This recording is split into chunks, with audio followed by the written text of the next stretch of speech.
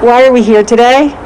We're here because our youth have been on the streets long before June when there was a Black Lives Matter rally, but especially since June when there was a Black Lives rally, when they gathered by the hundreds in front of this state house to stand up for what they believed was wrong. And they took to the streets and they marched. And they raised their voices to let people know that they needed to be heard, they needed to be listened to, they needed for people to understand that there were things that were happening that were not right in this world. And they marched throughout the summer for different things, but all around the same thing. They marched for lives that were lost. They marched for wrongs that had been done to certain people. And then 2 weeks ago, there was a video. There were some young people who'd been out on ATVs and on mopeds, and they were riding, and one was chased by a police officer. And that police officer caused that rider to slam into a building, fall off his bike, and become injured.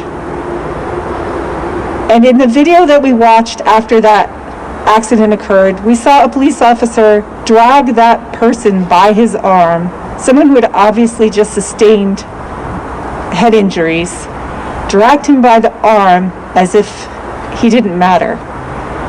We saw them more concerned about their own appearance than about the health and the welfare of one of the children of our city.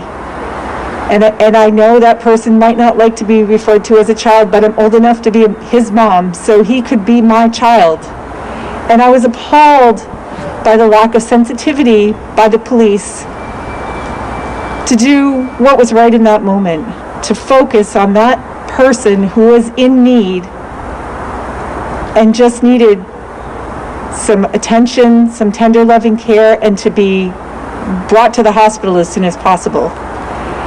And then in the protests that ensued after that, where our young people again were met by the police in riot gear, which they have been met throughout the summer in riot gear, with batons and shields, while they're standing there dressed in jeans, with no protection, chanting at the police, and the police are standing in the most intimidating and threatening manner, that they would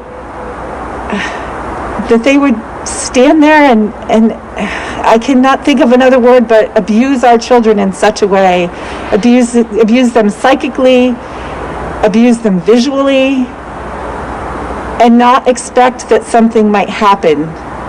There were times when our youth marched through the streets and there were no police involved. And guess what? Nothing happened. The only times things happened were when police were involved. So I thought it important that we bring this to the attention of the police, that this is not okay for them to treat our children, our youth, members of our society in this way because they're just protesting. And if someone throws a rock at someone in riot gear, well, you have riot gear on. That does not give you justification to go beat someone with a stick. I'm sorry, it just doesn't make any sense to me.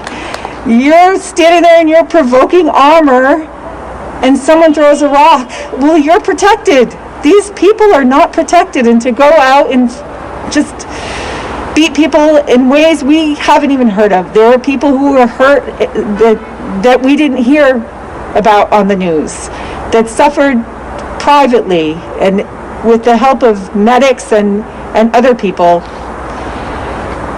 So anyways, I'm kind of upset about this. So I've invited some people who had participated in those rallies to come speak to you and talk to you about what it was like, what they saw, and how they feel about this. So next I'm going to ask for Ben Evans to come up here. He's from the National Lawyers Guild, the Rhode Island chapter, and he is an observer who has been on some of these marches, and I'd like to hear what you have to say.